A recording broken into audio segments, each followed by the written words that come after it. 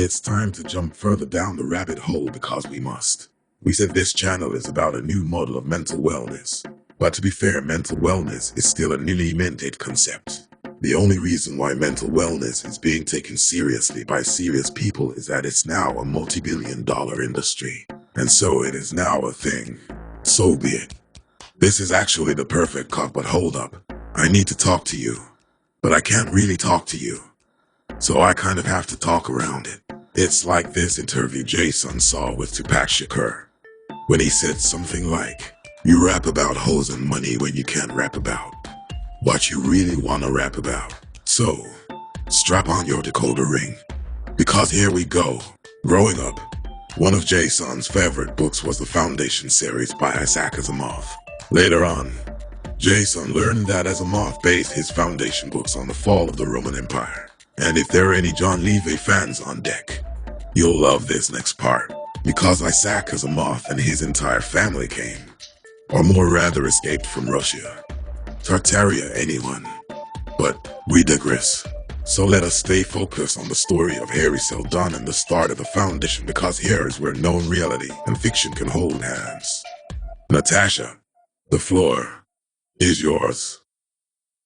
Why, thank you, Locke. The story. The Galactic Empire was falling. It was a massive empire stretching across millions of worlds from arm end to arm end of the mighty Milky Way galaxy. Its fall was massive too, and a long one, for it had a long way to go. It had been falling for centuries before one man became really aware of that fall. That man was Harry Seldon. The man who represented the one spark of creative effort left among the gathering decay. He developed and brought to its highest pitch the science of psychohistory.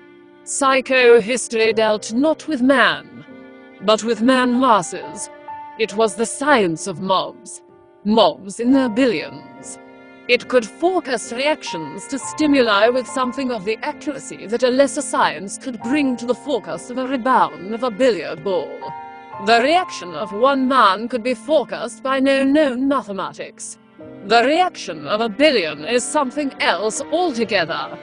Harry Seldon plotted the social and economic trends of the time, sighted along the curves, and foresaw the continuing and accelerating fall of civilization and the gap of 30,000 years that must elapse before a struggling new empire could emerge from the ruins. It was too late to stop that fall, but not too late to narrow the gap of barbarism. Seldon established foundations at opposite ends of the galaxy, and their location was so designed that in one short millennium, events would knit and mesh so as to force out of them a stronger, more permanent, more benevolent second empire. End story. Now, what's intriguing about this series is the makeup of Seldon's two foundations. The public foundation was a technocratic juggernaut. Imagine every IT department, software developer, Microsoft, Apple, Amazon, and so on, all moved to another planet and made their own government, and then made their technology into a religion. That's the first foundation. While a lot smaller, the second foundation was filled with super telepaths who kept Harry Seldon's plan on track. Behind the scenes, of course, and Asimov doesn't get into the details. But essentially, the second foundation can influence the emotions of humans, or in other words, bend reality. How else could you shorten a 30,000-year sentence into just 1,000 years? Interesting story, right? Here's another. In a 1986 Los Angeles Times article, Dr. David Johnson claimed that the key to practical domestic tranquility was to get enough people meditating on a regular basis around the same time.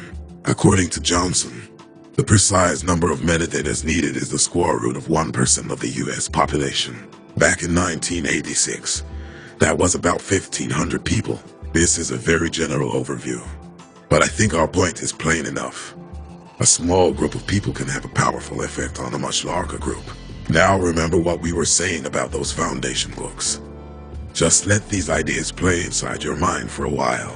And while you're doing that, let's also be clear that we do not take Dr. Johnson's words at face value. For us, Information like this just intersects with the experiences Jason has already had. So Dr. Johnson's research is just one more data point to add to the pile.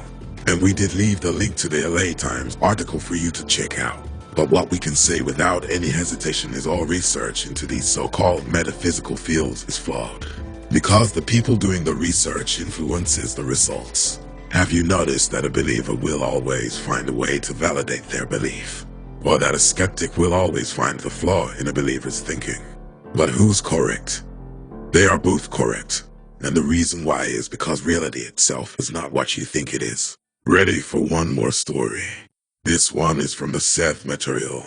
What if you actually choose yes, no, and whatever other options were in between? In every significant choice you had in your life. I'm sure you've heard of the many worlds theory before. That every possible life outcome has happened in another reality. But science acts as if all those other realities are somewhere past the Milky Way galaxy and due west for about 600 light years. But what if the alternate realities are right here intertwined with the everyday life you think you know? According to the Seth material, that is indeed the case. Every individual creates their own circumstances and experiences within the earthly environment. This concept is expressed in the phrase, you create your own reality. Notice Seth does not say you create your own reality. If there are no disclaimers or prerequisites, and Seth stresses this fact 1,001 times, you create your own reality, period. The inner self, or inner ego, is responsible for constructing and maintaining the individual's physical body, immediate environment, and unfolding events determined by the expectations, attitudes, and beliefs of the outer ego. The outer ego is that portion of the self that human beings know as themselves. Seth once describes your outer ego as a cat looking out the window, meaning that you are always inside your own consciousness, because you never left. But the outer ego is what you use to look out at and engage with the so-called outside world. And you can and should be able to change every aspect of your reality, right down to the color and feel of the carpet. By the way, do you still have that decoder ring on? Good. Now let's bring it all together. To change your world, you must first change your thoughts, expectations, and beliefs. And like I said in our first video, this is not new information. But what's missing here is the how. Well, here it is. You've changed those thoughts, expectations, and beliefs by indoctrinating yourself with the beliefs, thoughts, and expectations that you want. And you keep on brainwashing yourself. That's right. You're brainwashing yourself over and over again. You want to get to where you are like the kids you see singing their favorite song with their earbuds on, and off in their own world. You have to assassinate your former self like a stone-cold-blooded ass killer. It's the only way. This is the truth behind the term fake it till you make it. You have to become someone else inside your mind until the point where your subconscious and or unconscious minds are convinced this other you is who you are becoming. Then they will act. And according to the Seth material, that other you already exists. So you just have to move in that direction and keep moving. Because you get what you concentrate upon. And there is no other main rule. And if one person can change their world, then 10 people can do it. Then 100 people. Then 1,000. And if a few dozens or a few hundred people can prove that they create their world, and then connect with other like-minded people to work in harmony, I wonder what they could do. Can't you just picture the story? During the fall of the nation-states and the rise of artificial intelligence, small groups of people began to learn and use their neglected mental tools. And behind the scenes, they quietly began to set their reality right. And no one saw it coming. Because these groups didn't advertise like that. These people were in the world, but not of the world. And yet, these quiet little groups became self-sufficient and self-empowered. Meanwhile, the world around them changed. So gradually and naturally, they almost didn't notice. And no one knew it was them who were doing the changes. Nor did they care. It just happened. Nice story, don't you think? But it's just a story, right? Well now, we'll just have to test it out. But that's for the next video. Lock out.